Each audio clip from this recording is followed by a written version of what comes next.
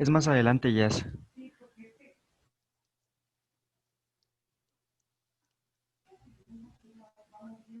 Ahí, No, es después. Es otra. En la absorción de lípidos, por favor. ahí, Sí. va. Continuamos ahora con la absorción de Ya, los... Eric, ya, Sí. ya, adelante. Continuamos ahora con la absorción de los lípidos e iniciamos hablando sobre la enzima lipasa, que como ya lo vimos a lo largo de nuestro tubo digestivo, ha actuado la lipasa lingual en la boca, la lipasa gástrica en el estómago y ahora es el turno de la lipasa pancreática que va a actuar en el intestino delgado. ¿Podrías pasar a la siguiente, por favor?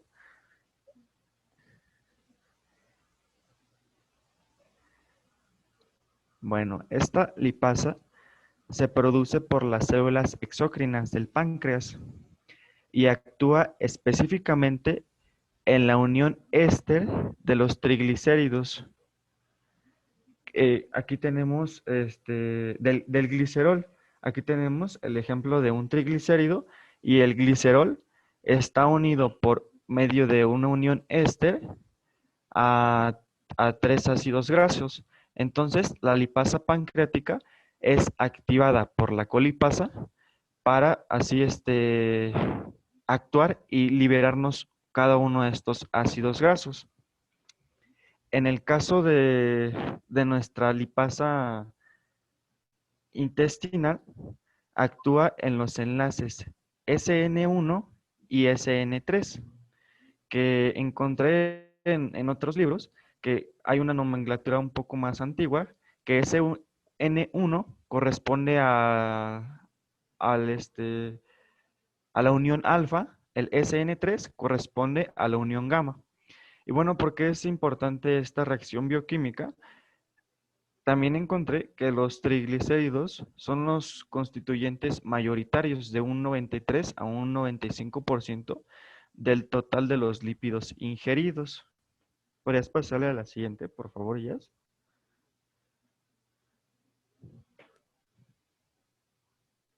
Bueno, entonces, ya en la luz intestinal tenemos el listado de productos de los residuantes de la digestión de las grasas, que es el glicerol, el monoglicerol, los ácidos grasos, lisofosfolípidos y colesterol libre. Pero estos no son absorbidos porque en el intestino es un medio acuoso y como sabemos, los lípidos son mm, no son, no son hidrosolubles. Entonces, aquí va a actuar los ácidos biliares. En este caso, los ácidos biliares son an- anfipáticos, es decir, que tienen un dominio liposoluble y otro hidrosoluble. Como podemos ver aquí en este esquema que es esta molécula que tiene tres bolitas verdes y una más grande que es la, la parte que no es hidrosoluble. En ahora lo que hacen es rodear al lípido y mostrar hacia el exterior la parte que sí es hidrosoluble. De esta forma ya se interioriza al enterocito por medio de la difusión pasiva. Sin embargo, encontré que también hay transportes activos. Estos se van a encargar de facilitar los ácidos grasos de cadena larga y el colesterol. Un ejemplo de proteína de la membrana del enterocito es la FATP4. ¿Puedes pasar a la siguiente, por favor? Bueno, entonces ya dentro de nuestro enterocito son transportados por apoproteínas al aparato de Golgi y al retículo endoplásmico liso. Estos nuevamente hacen moléculas más grandes de ácidos grasos, triglicéridos, fosfolípidos, colesterol y ácidos grasos. Vuelve a como estaba desde un inicio. Entonces, posteriormente los va a transformar en dos cosas, en kilomicrones y en lipoproteínas, que una característica que encontré de estos es que ya se incluyen más proteínas y son moléculas estructuralmente más grandes. Hay lipoproteínas de muy baja densidad. ¿Podrías pasar a la siguiente, por favor? Ahora, todos los kilomicrones y lipoproteínas de muy baja densidad producidas por el retículo endoplásmico liso van a ser transportados al aparato de Golgi, en donde se van a convertir en vesículas. Estas vesículas, por medio de exocitosis, ahora sí, ya la tenemos bien empaquetado y salen del enterocito a nuestra región intercelular por medio de exocitosis y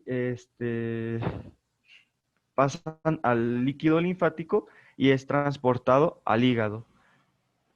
Encontré que las cadenas media están unidos a albúmina y las cadenas corta viajan por la vía porta, pero finalmente todos llegan hasta el hígado. ¿Podrías pasarle a la siguiente, por favor? Ok, bueno, vamos a comenzar. A ver. Ah, perdón. ¿De qué está? ¿Sí me escuchan? Sí, sí se escucha. Ah, ok. Bueno,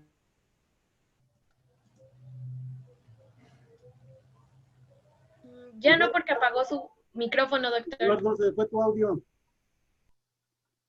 ¿ya me escuchan? Ya, ahí ya. Ok, ¿de qué estás hablando en esa parte? ¿De qué estás hablando de cadena media y cadena corta? ¿A qué te estás refiriendo? A los productos que se generaron dentro del enterocito. A ver. No. ¿Qué significa cadena media y cadena corta? Al número de carbonos que contiene ¿De qué? nuestro ácido graso. De un ácido graso, ese es el detalle. O sea, es importante ahí que especifiquen ácido graso de cadena media y cadena corta y cadena larga. Entonces, los ácidos grasos de cadena larga y de cadena media y cadena corta van a seguir una forma distinta de transporte. Bueno, para empezar, ¿cuántos carbonos debe tener un ácido graso para considerarse de cadena larga, de cadena media y de cadena corta? Encontré que 9 y 11 carbonos eran considerados cadena media, Ujú. ¿De cadena larga? superior a los 11 carbonos. Sí, 11, 12 carbonos. Hay literaturas, hay libros que te demarcan que un ácido graso por encima de 11 o inclusive por encima de 12 ya se consideran ácidos grasos de cadena larga. Por ejemplo, el palmitato es de 16, este ácido graso es de cadena larga, ¿vale? Los que se consideran de cadena media pueden variar, pueden ser de algunas, las literaturas, en este caso, pueden diferir, que pueden ser de 9 a 11, de 8 a 12, bueno. Y se dice que por debajo de 8 o 9 ya son ácidos grasos de cadena corta. Bueno, aquí el punto es, los ácidos grasos de cadena larga, ¿qué va a pasar con ellos? Se van a esterificar en el enterocito, o sea, van a absorberse los ácidos grasos de cadena larga al enterocito y aquí se van a reesterificar. ¿Qué significa eso de reesterificar? Que se van a volver a transformar en triglicéridos, en triacilgliceroles, ¿vale? Se van a volver a unir con el glicerol, van a volver a formarse los enlaces ésteres para formar el triglicérido, ¿vale? Esto con relación a los ácidos grasos de cadena larga. Y una vez que se forman los triacilgliceroles, ¿qué pasa? Van a unirse a una apoproteína que se forma dentro del propio enterocito para que junto con el colesterol de la dieta, junto con los fosfolípidos, incluso junto con las vitaminas liposolubles, en el aparato de Golgi, todo se junte. ¿Para qué? Para formar un kilomicrón. Recuerden bien que la esterificación de los ácidos grasos, ¿sale? El proceso de esterificación se lleva a cabo en el retículo endoplásmico liso, ¿sale? Dentro del enterocito, la forma o el sitio en donde se forman estos enlaces ésteres entre los ácidos grasos de cadena larga y el glicerol, a formar el triacilglicerol, es en el retículo liso. Bueno, una vez que se forma el triacilglicerol, decíamos, se une una apoproteína. La apoproteína se forma como se forman todas las proteínas, ¿no? A partir del núcleo, de un gen, retículo, ribosoma, retículo endoplásmico rugoso, aparato de Golgi. Bueno, al final de cuentas todo en el aparato de Golgi se conjunta, es el sitio donde se empaqueta todo para formar el kilomicrón. Y ahora vez formar el kilomicrón, sale por exocitosis hacia el vaso quilífero, ¿sale? Hacia el quilífero y alcanza el torrente linfático para que el kilomicrón sea transporte de los ácidos grasos de cadena larga, ¿sale? A través de los kilomicrones por el torrente linfático, el cual después el kilomicrón viaja al torrente venoso y de ahí al torrente arterial, ¿no? A la circulación arterial. Por eso los ácidos grasos de cadena larga, decimos, siguen la vía larga, porque tienen que pasar por 3 circulaciones. La linfática inicialmente, la venosa de forma intermedia y al final la circulación arterial para que ese kilomicrón pueda distribuir esa grasa hacia los sitios donde se debe de almacenar, ¿vale? Bueno, ¿qué pasa con los ácidos grasos de cadena corta y de cadena media? Estos ácidos grasos tienen la capacidad de poderse transportar por el torrente venoso, por la circulación porta, ¿sale? Sobre todo los ácidos grasos de cadena corta. Por eso es importante, ¿verdad? Como mnemotecnia, si ustedes así lo quieren ver. Los ácidos grasos de cadena larga, con L, se transportan por la vía larga, con L. ¿Y cuál es la vía larga? Pues el torrente linfático, con L, ¿no? Y los ácidos grasos de cadena media y cadena corta se transportan por la vía porta, ¿verdad? Por la circulación, por la vena porta, por la circulación porta, ¿verdad? Corta y porta, para que así lo relacionen. ¿Sí queda claro? Sí, doctor. Sí, doctor. Vale, pues. Sí, doctor. Vale. Adelante. Adelante, Vic. Bueno, soy Yasmin y ahora vamos a continuar con la absorción de las proteínas hidrosolubles, donde nos quedamos la clase pasada, que es la absorción de la B12-cobalamina. Ajá, de vitaminas hidrosolubles. Bueno, la cobalamina va a estar unida a la aptorrina en el inicio del duodeno. Después, por proteasas pancreáticas, se va a disociar de esta y entonces se va a separar la cobalamina a su forma libre. Como no puede estar en forma libre en el intestino delgado, se va a asociar al factor intrínseco que, como ya hemos visto, fue secretado por las células parietales gástricas. Entonces, este factor intrínseco va a ser fundamental para que la cobalamina se pueda absorber en el intestino delgado.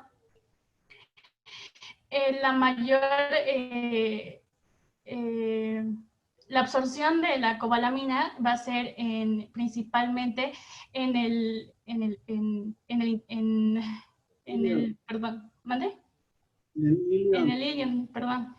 Y entonces vamos a tener que el complejo cobalamina con el factor intrínseco va a unirse a receptores específicos de la membrana del apical del enterocito. Este receptor va a ser dependiente de calcio para que se pueda unir. Después, para que se pueda introducir al enterocito, al citoplasma, se va a introducir con un mecanismo dependiente de energía, o sea, este mecanismo va a ser de activo. Y entonces adentro en la vesícula va por mecanismos de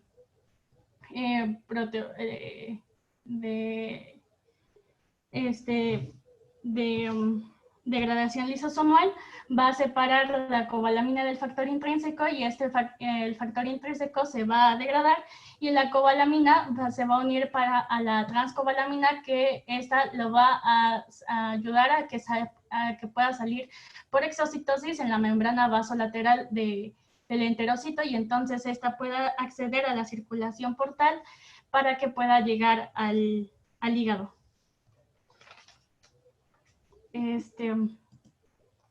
Continuamos con la absorción de sales biliares y esta principalmente va a ser de forma activa, pero tenemos dos formas, la absorción pasiva y la absorción activa. Aquí les puse cómo es que se absorbe principalmente y se absorbe principalmente en el ilion, distal, pero de forma activa, y de forma pasiva va a absorberse en prácticamente todo el intestino delgado y un poco en el colon. Esta difusión pasiva va a ser difusión no iónica y va a ser máxima a un pH bajo. Bueno, el pH del intestino delgado normal es de 5.5 a 5.6. Entonces, la absorción no iónica o pasiva va a ser cuando el pH luminal sea bajo. Esta absorción pasiva es muy poca de sales biliares. La que va a ser mucho más va a ser la absorción activa. Y bueno, esta absorción pasiva va a ser fácil que pues no absorba ácidos biliares no conjugados y después va a poder transportar a ácidos biliares conjugados con glicina y por último conjugados con taurina.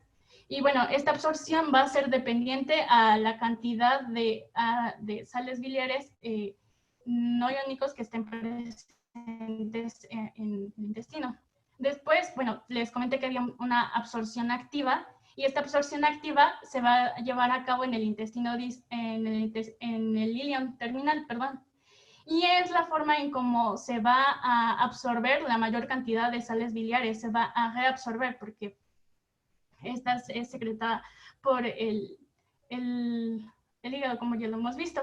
Y bueno, esta absorción va a absorber a sales biliares conjugadas y que van a estar cargadas negativamente.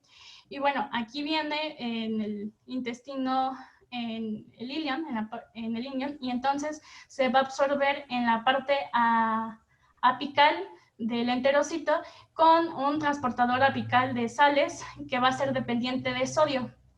Este se va a activar cuando, pues, con el sodio y entonces va a poder transportar al ácido biliar conjugado, ya sea con taurina o con conjugado, y entonces este va a hacer, bueno, va a penetrar al citoplasma del enterocito y después va a ser transportado para que pueda salir en la membrana vasolateral por un transportador de solutos orgánicos que es el OCT-alfa o OCT-beta. Y va a acceder a la sangre portal de igual manera como ya se los había mencionado. Y entonces, en la forma que va a estar, se va a conducir en la sangre portal, los ácidos biliares van a estar unidos a albúmina y en su mayoría, y en menor medida van a estar unidas a lipoproteínas.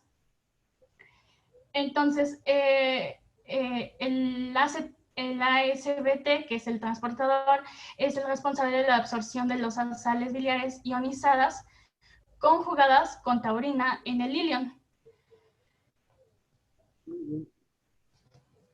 Y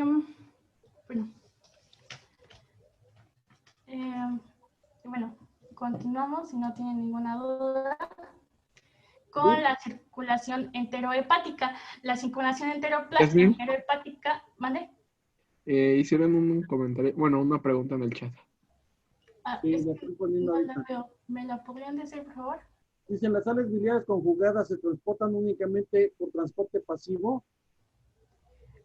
Las sales biliares conjugadas van a ser por transporte activo, las no conjugadas van a ser por transporte pasivo. ¿Aclarado el punto, Samantha? Sí, perdón, es que me confundí poniendo conjugadas, eran no conjugadas. Exactamente. Es que en tu... Frecuentemente, ¿eh? No te preocupes. Sí, es que en tu diapositiva... En la clínica también eso. De sales conjugadas y no conjugadas. O directa e indirecta. Sí, es que también en tu diapositiva pusiste unas conjugadas, entonces por eso me perdí un poquito. Es que, bueno, yo leí que iban a ser en mucho menor medida y a veces esta absorción podría ser, pues, llevada de mala manera y entonces, pues, no es un mecanismo que absorba conjugadas y bien. Entonces, las que van a absorber las conjugadas bien va a ser el transporte activo. Vale, gracias. Muy bien. Igual gracias a los doctores. A ti, Sammy. Adelante, Yasmín.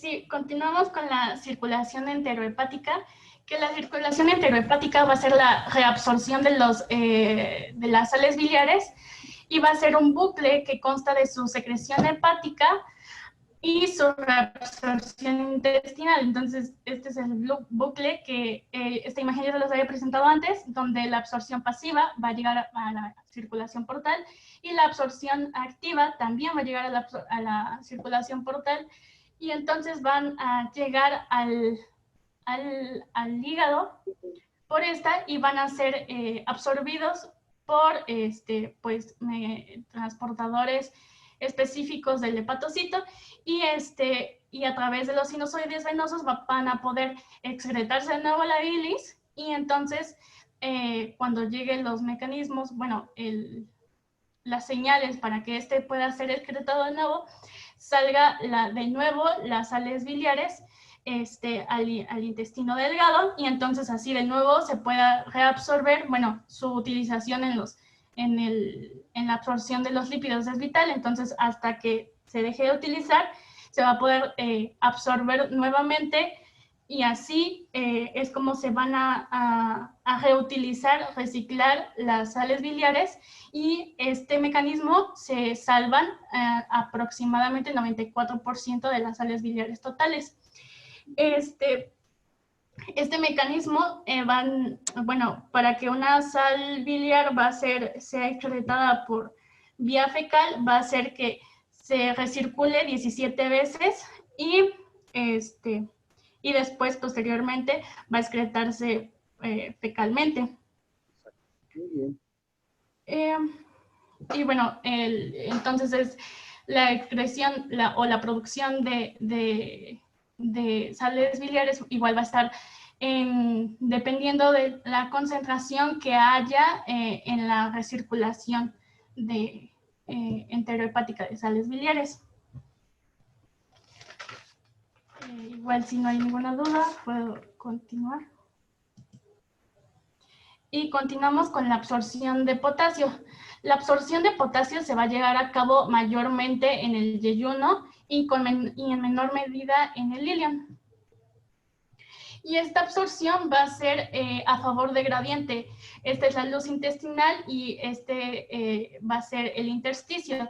Y vamos a tener que en el gradiente de concentración de la luz intestinal del potasio va a ser de 14 a 16 miliequivalentes por litro, y en el intersticio va a ser de 3 a 5 miliequivalentes por litro. Entonces, este favor de gradiente va a ser el que nos ayude a la absorción de potasio.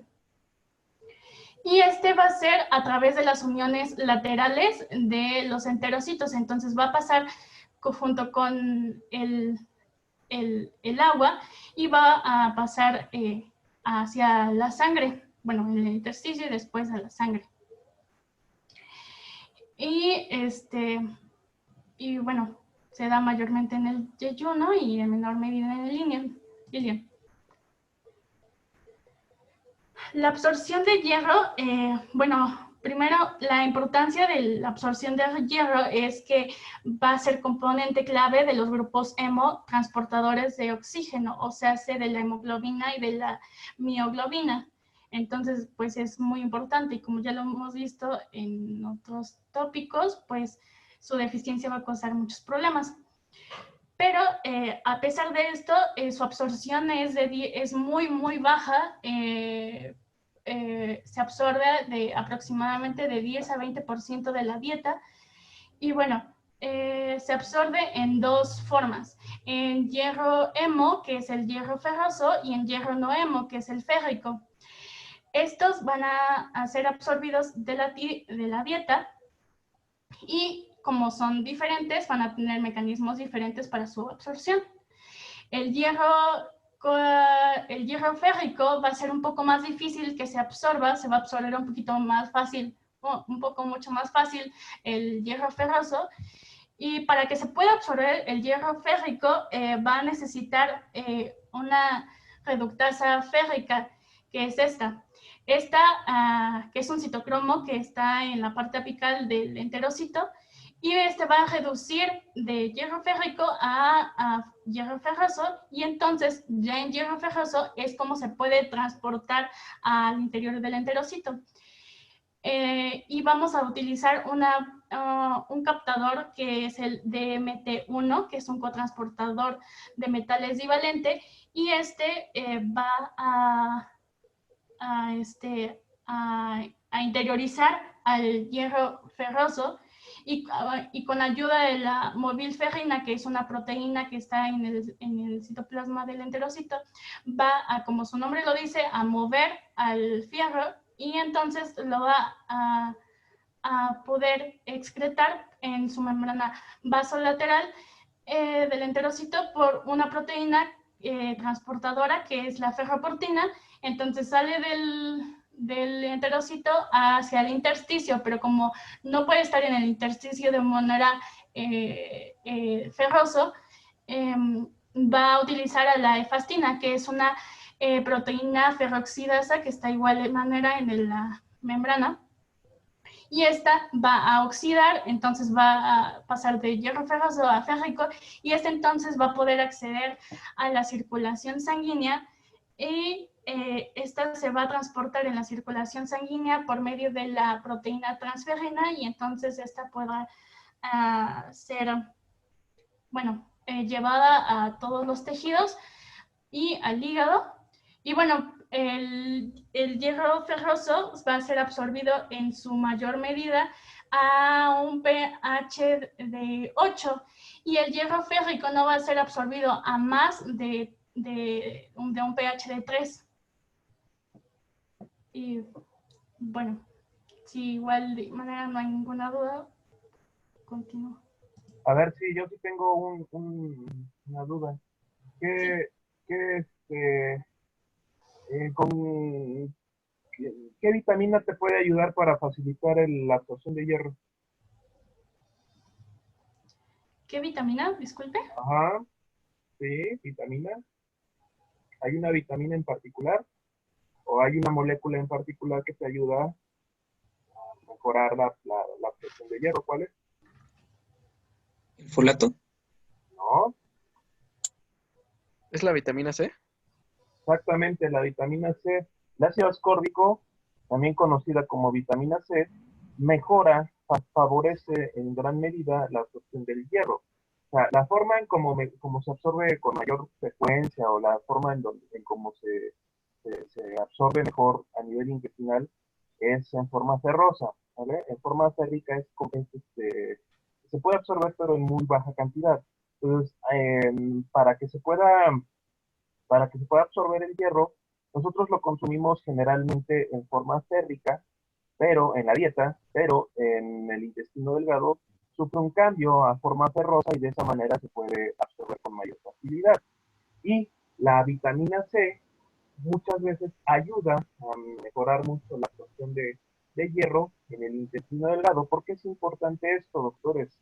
¿Por qué es importante? Bueno, seguramente ustedes, digo, en, más adelante ya en su práctica van a ver pacientes embarazadas, ¿vale? ¿Por qué lo menciono? Porque la paciente embarazada le damos generalmente hierro, ¿sí? Sulfato ferroso, y también le damos vitaminas, le damos ácido fólico, le damos este complejo B, ¿vale? Generalmente es ácido fólico y sulfato ferroso lo que se le indica. Pero muchas veces las pacientes refieren que no tienen mucha tolerancia al hierro, que no tienen en este caso como que no toleran muy bien, que les da malestar gastrointestinal. Bueno, eh, la presentación del hierro en forma de sulfato ferroso se tiene de esta forma porque es la manera en cómo mejor se absorbe, ¿vale? Pero muchas veces las pacientes no lo toleran, ¿vale? Oiga, doctor, es que, ¿qué cree que me dio el medicamento y no me dio diarrea o me dio malestar intestinal? ¿Qué hay que hacer?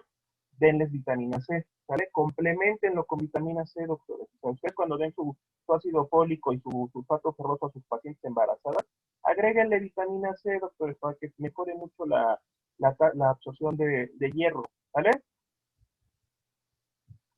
Sí, doctor, Adelante. hay una pregunta en el chat. Dice, perdón, Jazz, pero no entendí bien al ingresar al al ingresar al intestino delgado el hierro férrico, pues se mantiene como ferroso. Mira, Dani, como lo está diciendo ahorita el doctor Campos, el estado en el que lo consumimos en la dieta es en forma férrica. Dentro del intestino delgado, por los procesos digestivos, se va a transformar a la forma ferrosa, que es la forma como se va a absorber de mejor manera. ¿Sí? Eso no quiere decir que todo se absorba de esa forma, ¿no? También hay algunas veces que se absorbe en forma férrica, pero no va a ser en grandes cantidades precisamente por lo mismo, porque no es de la sustancia activa con la que va a funcionar dentro del organismo. No sé si aclaro la duda. Sí, doctor. Nada más que se mandó tarde el mensaje. Pero sí, Okay. cuando el doctor Campos empezó a resolver la duda, sí. Pues prácticamente ya nos lo respondió él, ¿verdad? Ajá. Ok, entonces continuemos. Ok, continuamos con los aspectos inmunológicos del intestino delgado y bueno, tenemos que el intestino delgado o el tracto gastrointestinal va a presentar una frontera que va a poder servir de entrada hacia el sistema inmunitario de la mucosa y específicamente tenemos un tejido que es el GALT, que es el tejido linfoideo asociado al tracto gastrointestinal y va a ser específico para aquí. Va a ser en mayor concentración en la parte del ilion terminal, como ya lo habíamos visto un poco en histología. Y bueno, este tejido linfoide asociado al tracto gastrointestinal va a tener diferentes tipos de células. Células plasmáticas que van a secretar IgAs, linfocitos T naive, o sea, vírgenes, va a tener linfocitos T efectores, células dendríticas, macrófagos, mastocitos y células plasmáticas. De estos va a estar conformado, además de tener las placas de Peyer, que va a ser tejido linfoide y se va a disponer en forma donde los linfocitos van a estar aislados y se encuentra en el espesor de la pared. Y vamos a tener las células M, que de ellas vamos a hablar un poquito más adelante, y nódulos linfoides mesentéricos. Esto es parte vital del GALT. Y bueno, se dice que el intestino delgado es un compartimiento inmunitario más grande del cuerpo. Igual porque está expuesto a agentes patógenos, pues básicamente todo el tiempo. Y bueno, aquí les presento una imagen de cómo es que está, bueno, nuevamente, porque ya se las había presentado, ordenado el GALT en el intestino. Y bueno, tenemos los enterocitos, las células M, las células dendríticas que van a estar, van a estar acomodados de cierta forma en las placas de Peyer, que van a estar dispuestas al inferior de las células M, donde se van a encontrar linfocitos T, linfocitos B,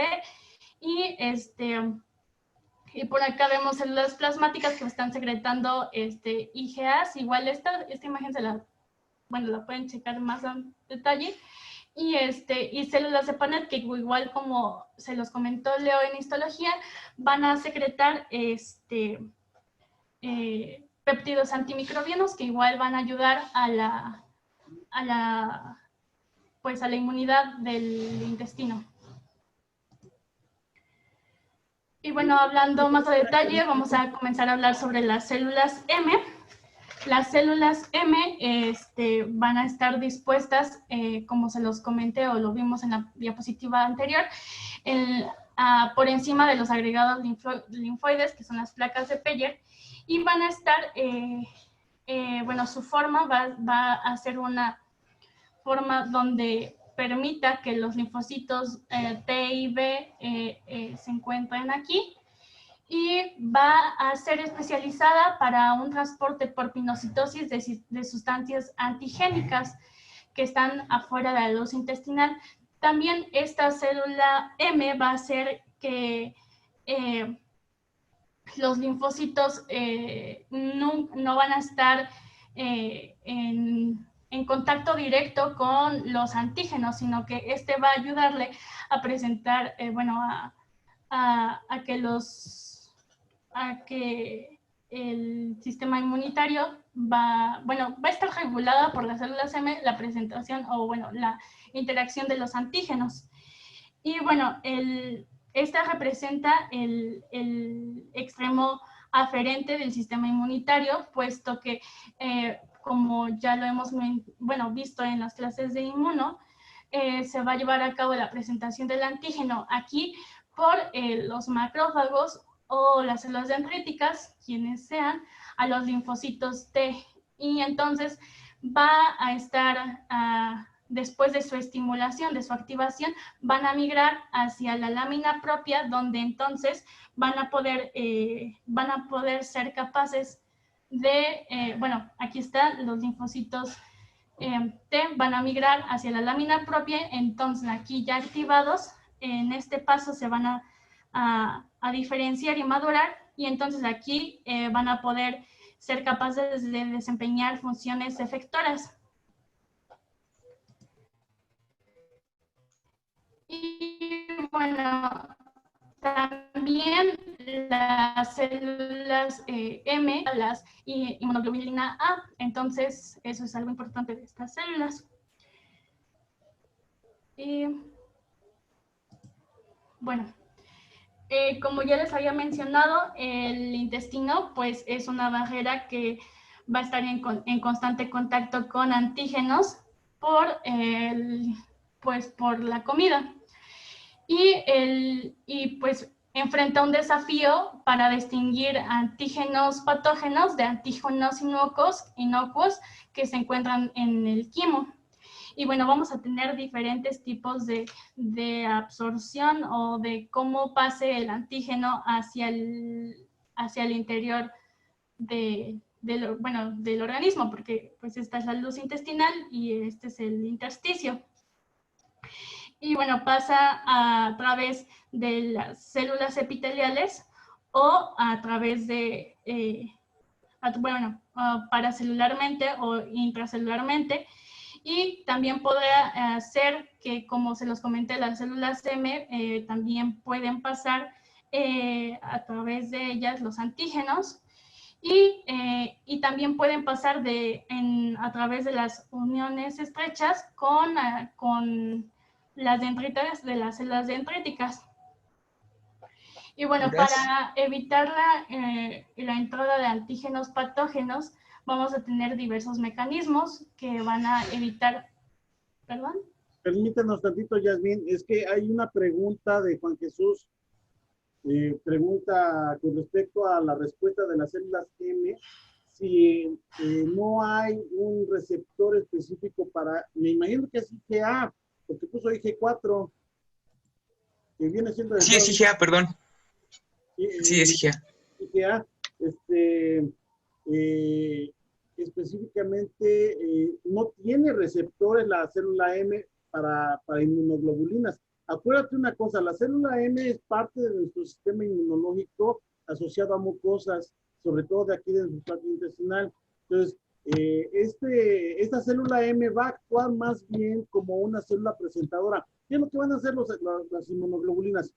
Obviamente las inmunoglobulinas lo que van a hacer es actuar en contra de esos elementos que están causando algún daño. Incluso en algunas ocasiones puede llegar a ser, ¿cómo se llama? Con algunas sustancias nutritivas, como les platicaba la semana pasada el doctor Campos, en el escudo tropical o en la enfermedad celíaca, ¿sí? ¿Se acuerdan que les digo que hay una alteración con respecto al gluten del trigo? Entonces, esa alteración puede ser reconocida como si fuera un antígeno, siendo un nutrimento. Entonces, aquí, ¿qué es lo que pasa? No tenemos especificidad para esa IgA a nivel de célula M, ¿sí?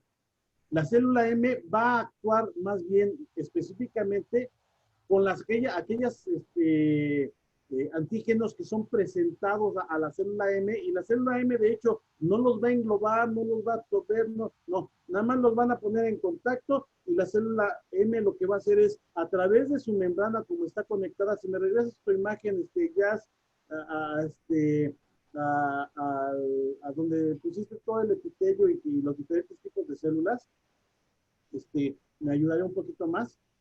Veríamos nosotros que tenemos ese tejido linfático disperso que está, ¿sí? Que encontramos a linfocitos, que encontramos a macrófagos, que encontramos diferentes tipos de células que están dispersas en la lámina propia, y nos vamos directamente también hacia ¿cómo se llama? Al tejido linfático agregado, que son las placas de Peyer, que estos dos tejidos van a funcionar para podernos dar una respuesta inmunológica que nos va a proteger de ese antígeno. En este caso, como estábamos poniendo el caso del escuela tropical, pues no es un antígeno, sino que es una sustancia nutritiva que pues, el cuerpo la está desconociendo como tal. Entonces, se van a producir inmunoglobulinas en contra de este gluten, y lo que nos va a provocar va a ser una enfermedad que se conoce como enfermedad celíaca. ¿De acuerdo? Entonces, no sé si aclara el punto, Juan, con respecto a que no hay una especificidad real con respecto a que haya un receptor de membrana en las células M. Sí, doctor, gracias. ¿Sí? Sí, entendí. Ajá. Okay. Gracias. Continuamos, Jazz, perdón por interrumpirte. No se preocupe, doctor. Bueno, bueno, sí. La prevención de entradas de antígenos patógenos se van a llevar a cabo por diferentes mecanismos, y esta va a ser la mucosa, la secreción de mucosas por péptidos antimicrobianos, como ya se los había comentado. Aquí en histología, leo, y la descamación, que en el intestino delgado van a ser 10 células al día. Entonces, además del microbioma y de las IgA secretoria, que ahorita se las voy a mencionar, entonces pues tenemos estos mecanismos para evitar la entrada de agentes patógenos al interior. Ahora continuamos con la IgA secretoria, que, bueno, primeramente son los aspectos humorales de esta inmunidad,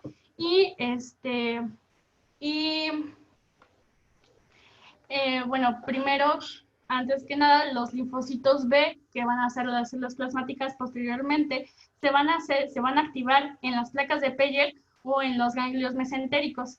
Estas ya activadas van a favorecer el cambio de isotipo hacia las IgAs propiamente. Entonces, el cambio de isotipo, bueno, ya va a ser dado por la célula plasmática, que entonces va a secretar a la IgA, que va a ser, como igual ya lo hemos visto en inmuno, va a ser dimérica y va a estar unida por una cadena J. Esta cadena J va a favorecer la unión que se necesita para que se pueda acceder dentro del enterocito. Y entonces tenemos que hacer un transporte activo, porque necesitamos un receptor de inmunoglobulina polimérico. Y este receptor lo va a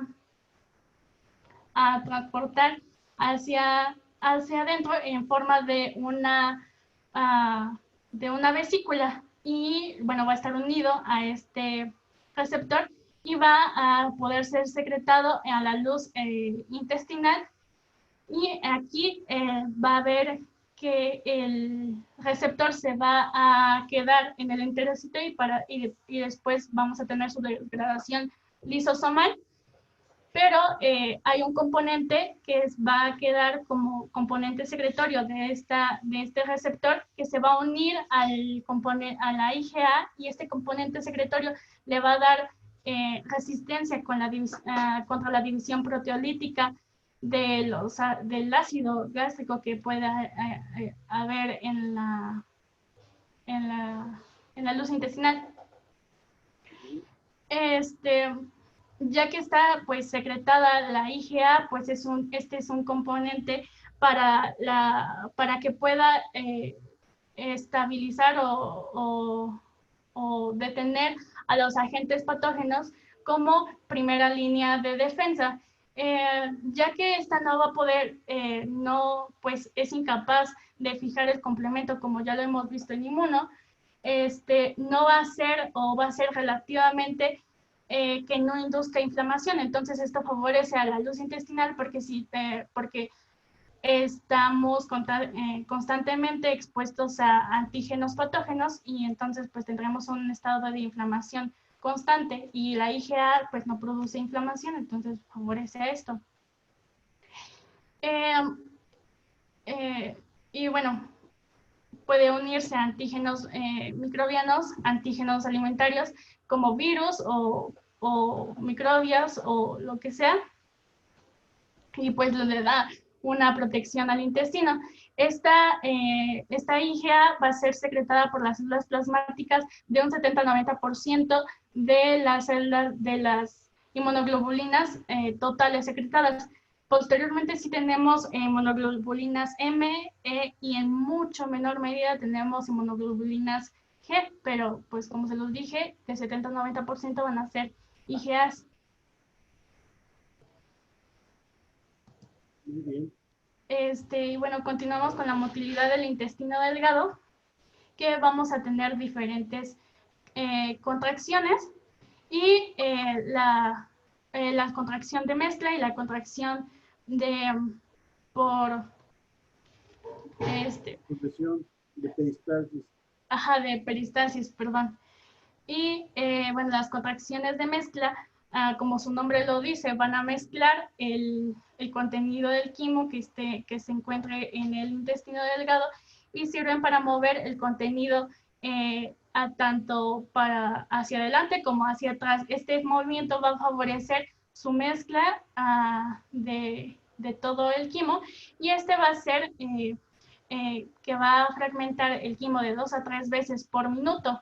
Para que se lleve a cabo otra contracción de segmentación, va a ser necesario que primero termine esta para poder iniciar una siguiente. Y esta va a ser máxima en el duodeno y en el yeyuno con 12 contracciones por minuto y en menor medida en el ilion terminal como máximo de 8 o 9 contracciones por minuto. Y bueno, también tenemos las contracciones aisladas que son igualmente de mezcla y esta van a ser en ausencia de otro tipo de contracción y se da para mezclar el contenido de la luz en la vecindad inmediata de la contracción. Y continuando, tenemos movimientos propulsivos o de peristaltismo. Este es el otro tipo de motilidad del intestino y pues propulsa el quimo del intestino delgado de 3 a 5 centímetros hasta que se acaba este movimiento de propulsión. Y bueno, se da de manera oral tanto en el intestino delgado como en el colon y puede producirse en cualquier punto del intestino delgado. Va pues a mover el quimo hacia adelante y ocurre en respuesta a la deformación de la mucosa, como ya se los había comentado antes igualmente en histología, y tenemos que pues es el mecanismo para el paso del quimo y es a un ritmo de 5.5 a 2 centímetros por segundo. Y va a ser de mayor velocidad en la parte proximal que en la parte distal. Es más bien de 0.5 a 2. Sí, perdón.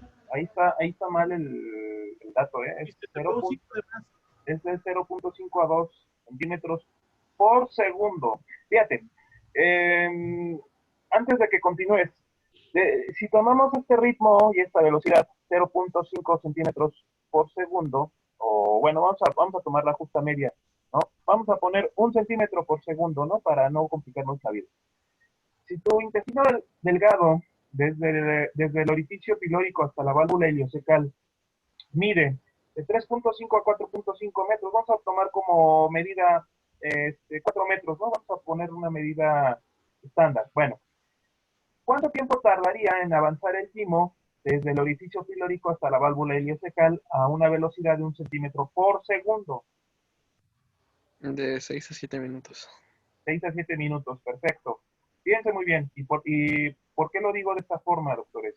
En este caso, si tomamos, fíjense, si tomamos en cuenta 1 centímetro por segundo y como una medida estándar, ¿no? Y 4 metros como una medida estándar en longitud, ¿sale? Entonces estamos hablando que 4 metros son 400 centímetros, ¿no? Entonces, si hablamos en este caso de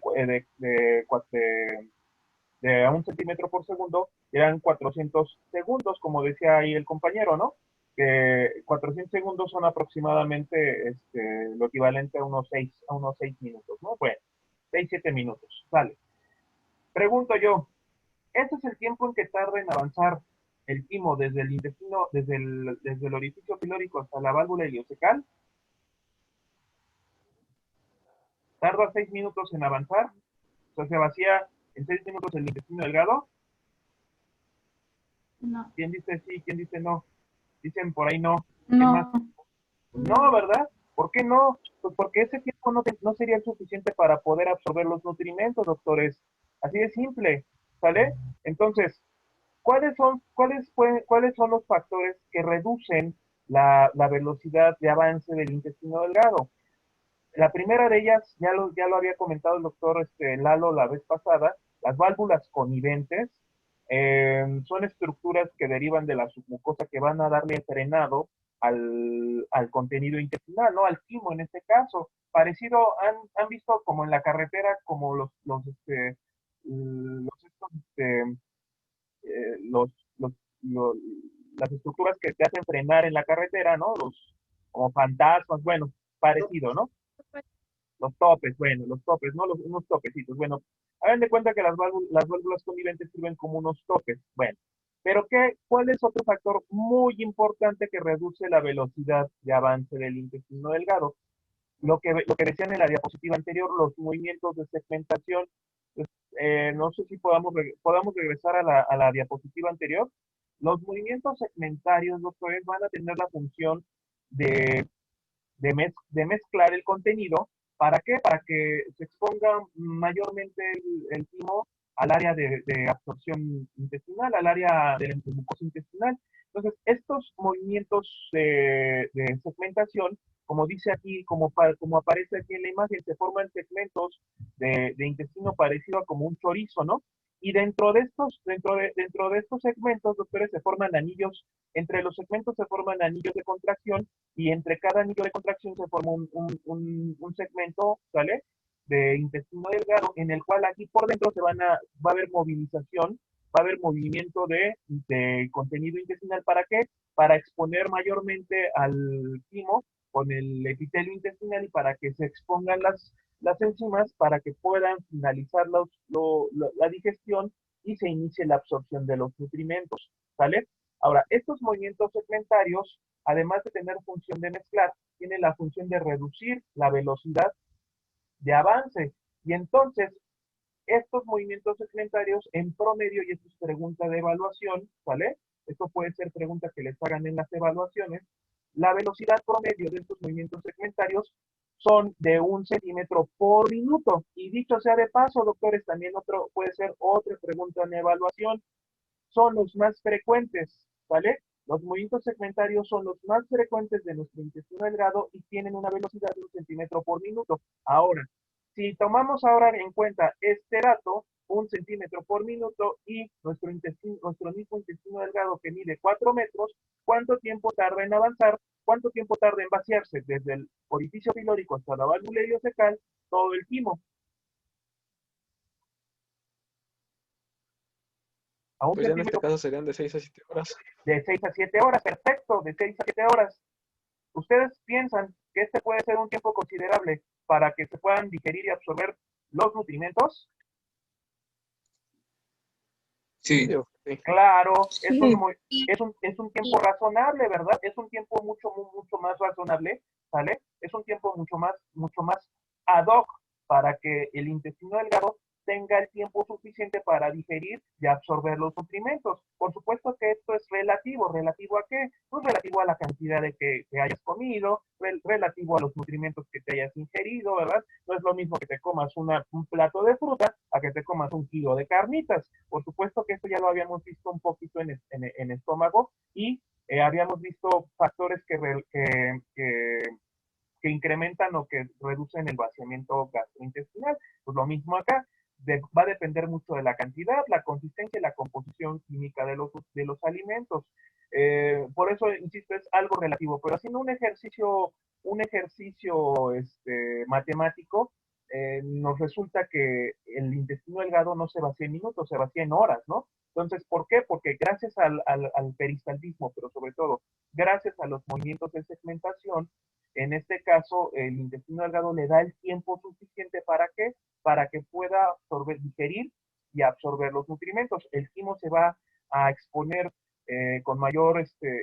va a tener una mayor exposición al área de superficie de absorción, a la mucosa, ¿sale? Al epitelio intestinal, ¿para qué? Para que las enzimas digestivas terminen de digerir los nutrimentos y se puedan absorber a través de los mecanismos de asimilación que ya nos comentaban anteriormente. Aquí por dentro en cada segmento, doctores, donde marcan las flechitas, ¿sale? Las flechitas entre sí, encontradas entre sí. También aquí, doctores, se van a presentar unos movimientos en forma de péndulo y por esa razón adquieren también este nombre de movimientos pendulares. Los movimientos pendulares no son más que también movimientos dentro de cada segmento, ¿sale? Que también favorecen la mezcla. Entonces, además de movimientos de segmentación, tenemos que hablar en mezcla de movimientos pendulares, ¿sale? Entonces, ahorita, en cuanto a mezcla, hablamos de movimientos segmentarios, movimientos pendulares. Por aquí nos hablan de contracciones aisladas. Y también, ya en la siguiente diapositiva, les explicaron lo que son los movimientos peristálticos, ¿sale? Recuerden muy bien, y esto es parte de la histología, y esto se vio en primera unidad, los movimientos de mezcla los lleva a cabo sobre todo la circular interna de la muscular, y los movimientos de avance, es decir, el peristaltismo, los lleva a cabo sobre todo la longitudinal externa de la muscular, de la capa muscular del intestino.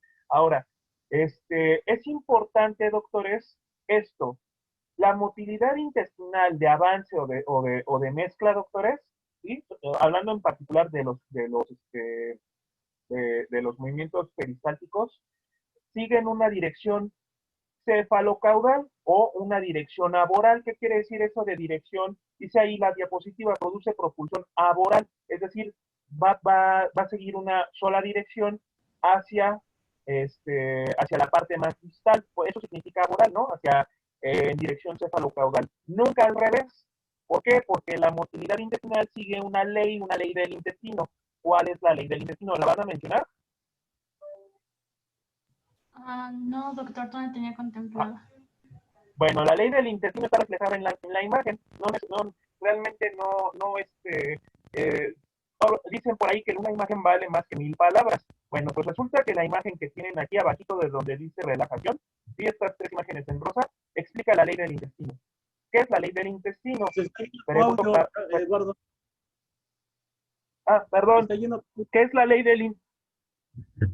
del intestino, doctores? ¿O qué dice la ley del intestino? Se me ocurre que conforme va avanzando, se va contrayendo la parte, digamos, que queda atrás y ya por eso no se va regresando. Sí, exactamente, tienes la idea. Dice la ley del intestino que a una contracción proximal le viene una relajación distal, ¿sale? Por eso, insisto, la imagen vale más que 1000 palabras. Vean, aquí se está contrayendo, ocurre una contracción, fíjense muy bien. En la imagen de arriba, ¿sí? Donde dice peristaltismo, contracción, relajación, aquí ocurre una contracción, pero en la parte distal ocurre una relajación. Entonces, a una contracción proximal le sobreviene una relajación distal. Cuando esta parte se relaja y avanza el contenido, aquí la distensión de la pared, la distensión de las paredes del intestino delgado van a provocar que el plexo intramural reaccione y de forma refleja contraiga esa parte. Y ahora, si esta parte que estaba previamente relajada se contrae, la parte más distal se sigue relajando. Por eso en la imagen de aquí abajo, en la imagen que está en secuencia, vean ¿Cómo es que se contrae la parte proximal, se relaja la distal? ¿Para qué? Para permitir el avance. Una vez que el contenido avanza, se contrae de forma refleja por el plexo intramural, esa parte más distal, y la siguiente distal se sigue contrayendo, y así de esta manera le damos dirección al avance del quimo, doctores, ¿sale? Es importante recordar que la distensión de la pared, la distensión de las paredes del intestino delgado genera un reflejo local intestino-intestinal mediado por el plexo intramural, ¿sale? Y esto es importante, ¿por qué? Porque muchas veces nos preguntamos, oigan, muchas veces los pacientes nos preguntan, oiga, doctor, ¿sí cómo fibra mejoro mi tránsito intestinal? Claro, ¿por qué? Porque la fibra lo que va a hacer, lo que tiene la fibra es que tiene polisacáridos no absorbibles, ¿sale? Polisacáridos beta como celulosa y hemicelulosa, que tienen enlaces beta, los cuales las enzimas no los pueden digerir ni absorber, y dicen por ahí, lo que no se digiere, así como entra, sale. Bueno, ¿qué pasa? La fibra va a jalar agua y va a dilatar las paredes del intestino. En el momento que dilata las paredes del intestino, el plexo intramural de manera refleja, Meissner-Loeteca Auerbach responde de forma refleja contrayendo esa parte para darle avance. Y como esa parte sigue dilatada y sigue dilatando las paredes, plexo intramural vuelve a contraer y da el avance. ¿Conocen ustedes las druyeras para la repostería? Una druyera es el aparato este que utilizan para decorar un pastel. ¿Cómo es que favorece que la crema pastelera salga de esa druyera? Pues si lo presionas como de la parte superior, impulsas como todo lo que tiene, pues ahora sí que hacia la bulla, hacia el orificio de salida. Exactamente. ¿Qué pasa cuando tú aprietas una parte de la druyera? La otra parte que está abajito se dilata, ¿sí o no? Y eso no más refleja que el contenido, en este caso la crema pastelera, ¿sí? El chantilly o la que me digan, se dilata. Pues lo mismo pasa en el intestino, doctores. Esa es la ley del intestino. ¿Para qué? Para permitir un avance, en una sola dirección, nunca en dirección contraria, doctores. Cuando tenemos problemas de oclusión intestinal, suponiendo que en la imagen que tenemos aquí hay algo que está ocluyendo al intestino, entonces el intestino lucha para darle avance a ese contenido, pero va a llegar un momento en que ya no va a poder luchar lo suficiente, el intestino se cansa y finalmente llega a haber parálisis intestinal, ¿sale? Inclusive se llega a describir que cuando hay oclusión intestinal pueden existir movimientos antiperistáticos, que eso es algo patológico, doctores. Por eso la ley del intestino es importante. Para entender la motilidad del peristático intestinal debemos de entender la ley del intestino. A una contracción proximal le viene una relajación distal. Gracias. También se conocen como las leyes de Starling. ¿Sí? Perdón, ¿la ley de qué? Starling. No sé si esto lo encontraron en alguna bibliografía que hayan consultado. Se llaman leyes de Starling o ley del intestino. Y se refiere a lo que está diciendo el doctor Campos. A toda contracción precede una relajación receptiva en dirección cefalocaudal o próximo distal, como lo quieran tomar, ¿sí? Y obviamente pues esto va a favorecer el avance del contenido luminal del tubo, ¿sí? Eso es a lo que se refiere la ley de Starling o ley del intestino.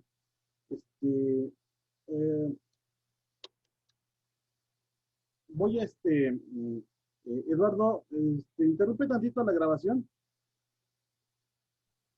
¿Ya la pasaste? No,